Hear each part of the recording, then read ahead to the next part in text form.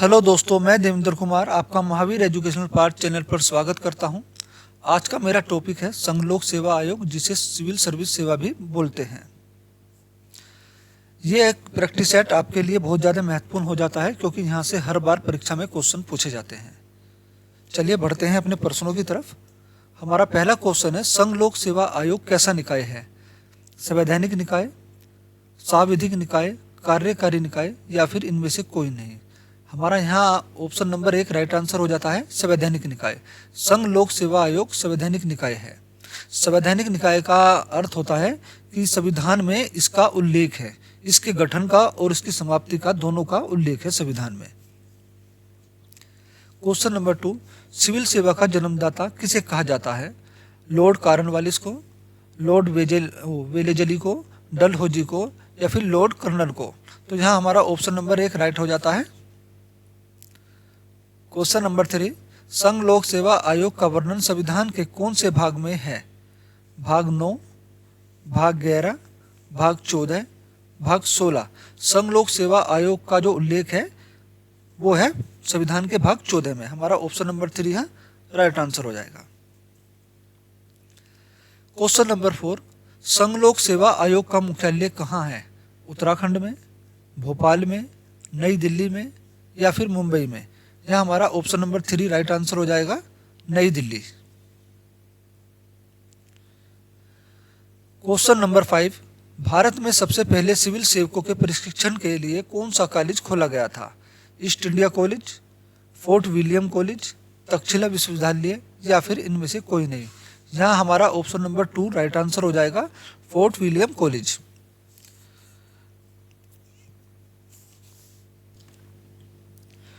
Question number 6, fort William college की स्थापना कब की गई थी? 1850 में, 1820 में, 1810 में या फिर 1800 में? यहाँ हमारा ऑप्शन नंबर 4 राइट आंसर हो जाएगा, 1800 में। 1922 में, एक चीज़ नोट कर लीजिएगा, 1922 में पहली बार सिविल सेवा परीक्षा का आयोजन भारत में किया गया था। कब किया गया था? भारत में सिविल सेवा परीक्षा का आयोजन कब किया गया था? पहली बार 1922 में। इससे पहले सिविल सेवा परीक्षा का जो आयोजन था वो इंग्लैंड में होता था। Question number 7, fort William college की स्थापना कहाँ की गई? पश्चिम बंगाल में, मुंबई में, बेंगलुरु में या फिर कोलकाता में? यह हमारा ऑप्शन नंबर 4 राइट आंसर हो जाएगा, कोलकाता में।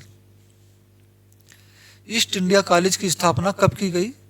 1806 में, 1800 में, 1920 में या फिर 1950 में? यहाँ हमारा ऑप्शन नंबर 1 राइट आंसर हो जाएगा, 1806 में। Question number 9, east India college की स्थापना कहाँ की गई? दिल्ली में, कोलकाता में, इंग्लैंड हेलीवरी में या फिर लंदन में? तो इंग्लैंड हेलीवरी में।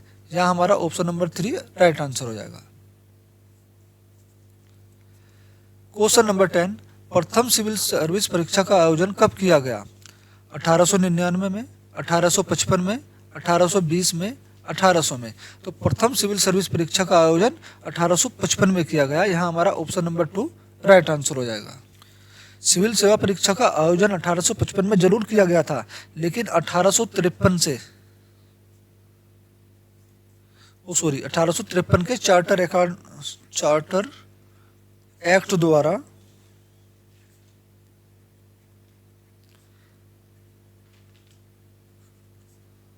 पहली बार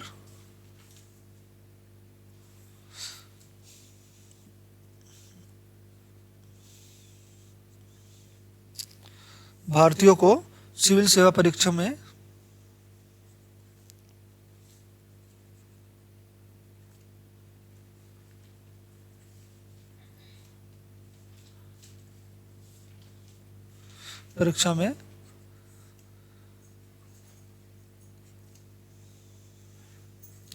भाग लेने की अनुमति मिली। क्वेश्चन नंबर 11, प्रथम सिविल सर्विस परीक्षा का आयोजन कहाँ किया गया था? लंदन में, इंग्लैंड में, नई दिल्ली में या फिर कोलकाता में? तो यहाँ हमारा ऑप्शन नंबर 1 राइट आंसर हो जाएगा, लंदन में। प्रथम सिविल सर्विस परीक्षा का आयोजन लंदन में किया गया था। सिविल सर्विस परीक्षा को पास करने वाले पहले भारतीय कौन थे? रविंद्रनाथ टैगोर, विष्णुनाथ, सत्येंद्र नाथ टैगोर, डॉक्टर भीमराव अंबेडकर। तो सिविल सर्विस परीक्षा को पास करने वाले पहले भारतीय थे सत्येंद्र नाथ टैगोर। यहाँ हमारा ऑप्शन नंबर 3 राइट आंसर हो जाएगा। क्वेश्चन नंबर 13, भारत में सिविल सर्विस परीक्षा की शुरुआत किस वर्ष से हुई? 1920 से, 1922 से, 1947 से, 1950 से। तो हमारा यहाँ ऑप्शन नंबर 2 राइट आंसर हो जाएगा। भारत में सिविल सर्विस परीक्षा की शुरुआत 1922 से हुई। क्वेश्चन नंबर 14, यूपीएससी के अध्यक्ष व सदस्य अपना त्यागपत्र किसको देते हैं? संसद में, प्रधानमंत्री को, लोकसभा अध्यक्ष को, राष्ट्रपति को। तो यूपीएससी के अध्यक्ष और सदस्य अपना त्यागपत्र राष्ट्रपति को देते हैं। यह हमारा ऑप्शन नंबर 4 राइट आंसर हो जाएगा। इनकी नियुक्ति भी राष्ट्रपति के द्वारा ही की जाती है। एसपीएससी के अध्यक्ष व सदस्यों का कार्यकाल कितने वर्ष का होता है? 6 वर्ष या 62 वर्ष की आयु तक, जो भी पहले हो। 6 वर्ष या 65 वर्ष की आयु तक, इनमें से जो भी पहले हो। 6 वर्ष या 55 वर्ष की आयु तक, इनमें से जो भी पहले हो। 5 वर्ष या फिर 60 वर्ष, इनमें से जो भी पहले हो। तो इसका आंसर होगा 6 वर्ष और 62 वर्ष। यहाँ हमारा ऑप्शन नंबर 1 राइट आंसर हो जाएगा। 6 वर्ष या 62 वर्ष, इनमें से जो भी पहले होगी। 6 वर्ष और 62 वर्ष से मतलब है कि या तो उसको अपने पद पर बने हुए 6 वर्ष हो जाएं, उसके बाद उसको जो है कार्यकाल उसका समाप्त हो जाएगा, या फिर उसकी आयु 62 वर्ष की हो जाए तब भी उसका कार्यकाल समाप्त हो जाएगा। इन दोनों में से जो भी पहले होगा वो ही मान्य होगा। क्वेश्चन नंबर 16, यूपीएससी के अध्यक्ष सदस्य का कार्यकाल कितने वर्षों का होता है? 6 वर्ष 62 वर्ष, 6 वर्ष 65 वर्ष, 5 वर्ष 62 वर्ष, 5 वर्ष 65 वर्ष। तो यहाँ होगा 6 वर्ष 65 वर्ष। ऑप्शन नंबर 2 राइट आंसर होगा। 6 वर्ष अपने पद पर बने हुए, या तो उसको 6 वर्ष हो गए हो या फिर उसकी उम्र 65 वर्ष की हो गई हो। इनमें से जो भी पहले होगा वो ही मान्य होगा। क्वेश्चन नंबर 17, यूपीएससी के अध्यक्ष व सदस्यों की नियुक्ति कौन करता है? राज्यपाल, प्रधानमंत्री, रक्षा मंत्री, राष्ट्रपति। यूपीएससी के अध्यक्ष व सदस्यों की नियुक्ति राष्ट्रपति करते हैं। यहाँ हमारा ऑप्शन नंबर 4 राइट आंसर हो जाएगा। क्वेश्चन नंबर 18, संघ लोक सेवा आयोग के अध्यक्ष व सदस्यों की नियुक्ति तथा योग्यता का उल्लेख कौन से अनुच्छेद में है? अनुच्छेद 320 में, अनुच्छेद 316 में, अनुच्छेद 312 में, या फिर अनुच्छेद 308 में। तो अनुच्छेद 316 में। यहाँ हमारा ऑप्शन नंबर 2 राइट आंसर हो जाएगा। क्वेश्चन नंबर 19, आईएफएस किस मंत्रालय के लिए कार्य करता है? पर्यावरण मंत्रालय के लिए, गृह मंत्रालय के लिए, कार्मिक मंत्रालय के लिए, या उपरोक्त सभी के लिए? तो आईएफएस जो है उपरोक्त सभी के लिए काम करता है। ऑप्शन नंबर 4 हमारा यहाँ राइट आंसर हो जाएगा। आईएफएस की फुल फॉर्म क्या है पता है आपको? इसकी फुल फॉर्म है भारतीय वन सेवा। भारतीय इंडियन फॉरेस्ट सर्विस, भारतीय वन सेवा या इंडियन फॉरेस्ट सर्विस आईएफएस की फुल फॉर्म है। और इसको 1966 में अखिल भारतीय सेवा में जोड़ा गया था। कब जोड़ा गया था? 1966 में। क्वेश्चन नंबर 20, आईपीएस किस मंत्रालय के लिए कार्य करता है? आईपीएस कौन होता है? इंडियन पुलिस सर्विस या फिर भारतीय पुलिस सेवा। पर्यावरण मंत्रालय के लिए, गृह मंत्रालय के लिए, कार्मिक मंत्रालय के लिए, या फिर रक्षा मंत्रालय के लिए? तो यहाँ हमारा ऑप्शन नंबर होगा 2 राइट, गृह मंत्रालय के लिए। आईपीएस गृह मंत्रालय के लिए कार्य करता है। क्वेश्चन नंबर 21, आईएएस किस मंत्रालय के लिए कार्य करता है? आईएएस की फुल फॉर्म क्या होती है? भारतीय प्रशासनिक सेवा।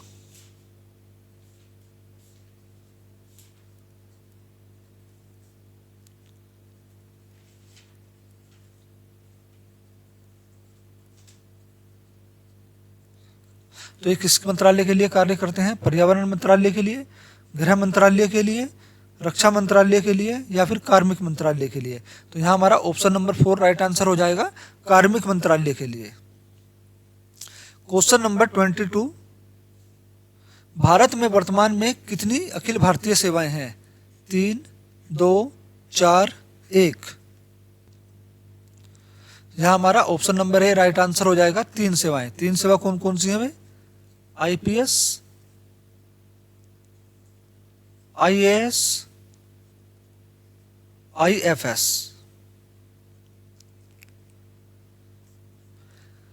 क्वेश्चन नंबर 23, अखिल भारतीय सेवाओं के लिए किसकी अनुमति लेनी आवश्यक है? लोकसभा की, राज्यसभा की, दोनों की या राष्ट्रपति की? अखिल भारतीय सेवाओं के लिए राज्यसभा की अनुमति लेनी आवश्यक है। यहाँ हमारा ऑप्शन नंबर 2 राइट आंसर हो जाएगा। क्वेश्चन नंबर 24, भारतीय वन सेवा आईएफएस को कब अखिल भारतीय सेवा में जोड़ा गया? 1 जुलाई 1966, 15 अगस्त 1947, 26 जनवरी 1950, 5 जुलाई 1950 में। तो यहाँ हमारा ऑप्शन नंबर 1 राइट आंसर हो जाएगा। 1 जुलाई 1966 में भारतीय वन सेवा को अखिल भारतीय सेवा में जोड़ा गया। क्वेश्चन नंबर 25, मूल रूप से अखिल भारतीय सेवाएं कितने प्रकार की थी? 2 प्रकार की, 4 प्रकार की, 6 प्रकार की, 8 प्रकार की? तो यहाँ हमारा ऑप्शन नंबर 1 राइट आंसर हो जाएगा। मूल रूप से भारतीय सेवाएं 2 प्रकार की थी, आईएएस और आईपीएस। आईएफएस को बाद में जोड़ा गया था। क्वेश्चन नंबर 27, संविधान के किस अनुच्छेद द्वारा अखिल भारतीय सेवाओं का प्रावधान किया गया है? अनुच्छेद 313 में, अनुच्छेद 308 में, अनुच्छेद 312 में, अनुच्छेद 304 में? यहाँ हमारा ऑप्शन नंबर 3 राइट आंसर हो जाएगा। अनुच्छेद 312 में अखिल भारतीय सेवाओं का प्रावधान है का उल्लेख है। क्वेश्चन नंबर 27, यूपीएससी का वर्तमान स्वरूप किस अधिनियम के आधार पर बनाया गया था? भारत शासन अधिनियम 1934, भारत शासन अधिनियम, भारत शासन अधिनियम 1936, भारत शासन अधिनियम 1935? यहाँ हमारा ऑप्शन नंबर 4 राइट आंसर हो जाएगा, भारत शासन अधिनियम 1935। और भारतीय संविधान पर सबसे ज्यादा प्रभाव जिसका है वो भी भारत शासन अधिनियम 1935 का है। क्वेश्चन नंबर 28, यूपीएससी में अध्यक्ष सहित कितने सदस्य होते हैं? 11 सदस्य, 8 सदस्य, 5 सदस्य या फिर 3 सदस्य? यहाँ हमारा ऑप्शन नंबर 1 राइट आंसर हो जाएगा, 11 सदस्य। इसमें जो होगा 1 अध्यक्ष और प्लस 10 सदस्य होते हैं। अगर आपसे पूछे यूपीएससी में कितने सदस्य होते हैं तो 10 सदस्य। वो अध्यक्ष सहित पूछे तो 11 सदस्य। क्वेश्चन नंबर 29, यूपीएससी की प्रथम महिला अध्यक्ष कौन बनी थी? इंदिरा गांधी, किरण बेदी, रोस मिलियन वैल्यू, विमला प्रसाद? तो यूपीएससी की प्रथम महिला अध्यक्ष रोस मिलियन वैल्यू बनी थी। ऑप्शन नंबर 3 हमारा यहाँ राइट आंसर हो जाएगा। क्वेश्चन नंबर 30, जनरल एटीट्यूड का पेपर किस समिति की सिफारिश पर जोड़ा गया? सतीश चंद्र समिति, बलवंत राय मेहता समिति, होता समिति या फिर इनमें से कोई नहीं? यहाँ हमारा ऑप्शन नंबर 3 राइट आंसर हो जाएगा। ये होता नहीं है, होटा, होटा समिति। इसका पूरा नाम है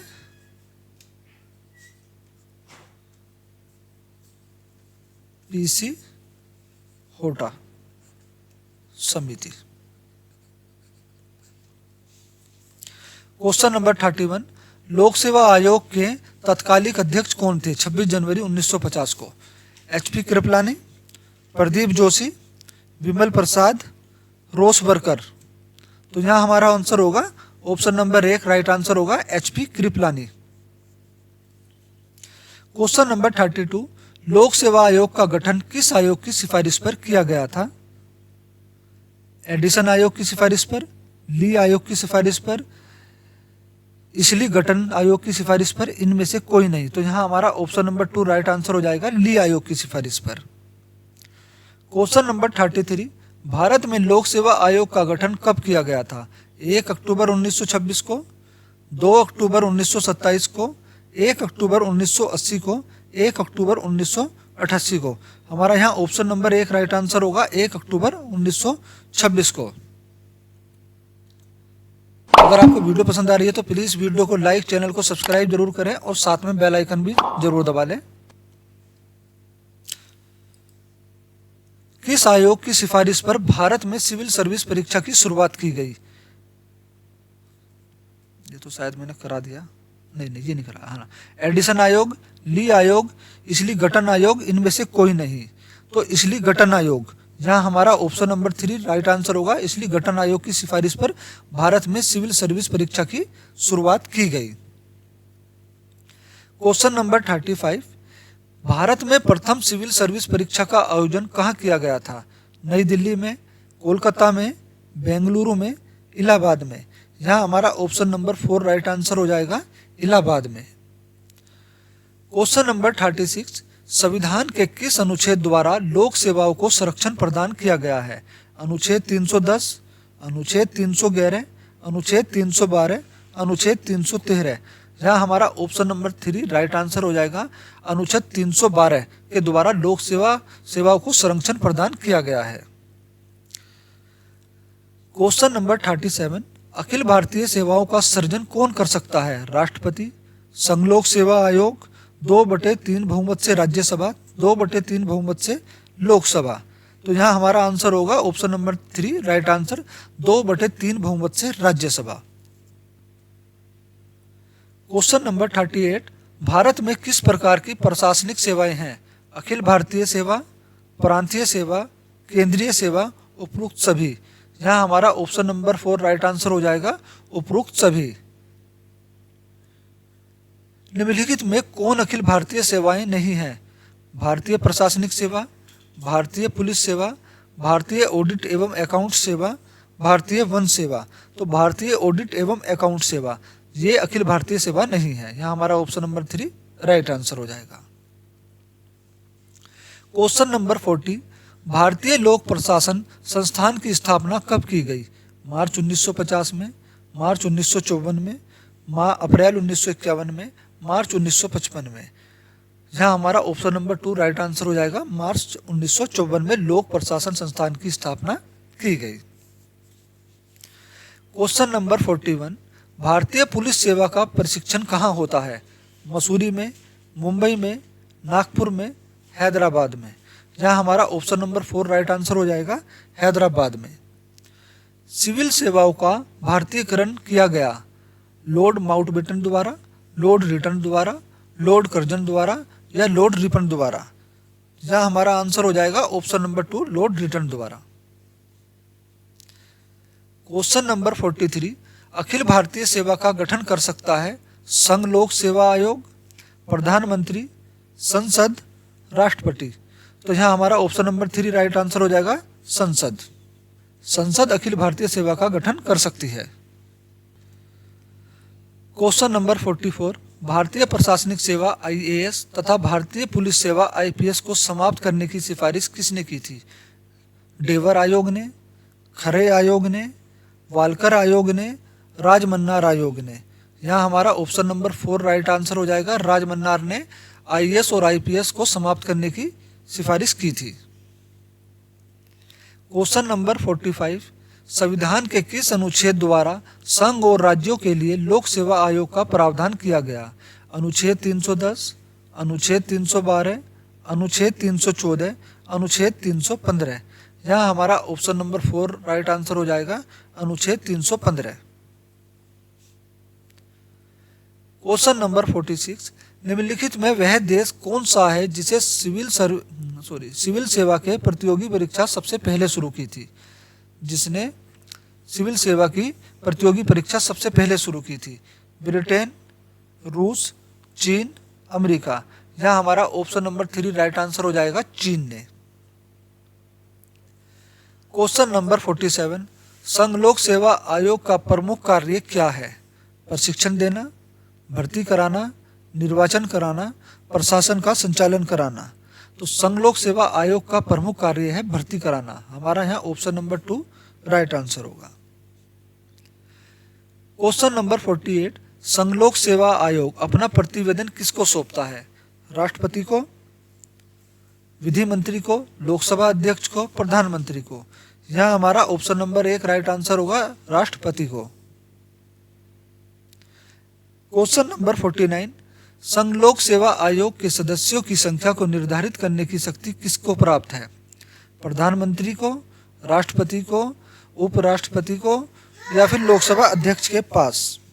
तो हमारा यहाँ आंसर होगा राष्ट्रपति के पास। ऑप्शन नंबर 2 राइट आंसर, राष्ट्रपति के पास। क्वेश्चन नंबर 50, प्रशासकीय सेवाओं के लिए नियुक्ति कौन करता है? राष्ट्रपति, संघ लोक सेवा आयोग, प्रधानमंत्री, राज्यपाल। तो मैंने बताया था अभी कि संघ लोक सेवा आयोग का मुख्य कार्य क्या है? भर्ती कराना, नियुक्ति कराना। तो प्रशासनिक सेवाओं के लिए नियुक्ति का कार्य संघ लोक सेवा आयोग करता है। यह हमारा ऑप्शन नंबर 2 राइट आंसर हो जाएगा। पॉलिटी की 50 MCQ की सीरीज यहीं पर समाप्त होती है। किसी भी प्रतियोगी परीक्षा के लिए आप हमारे महावीर एजुकेशनल पार्ट चैनल को सब्सक्राइब करें। धन्यवाद।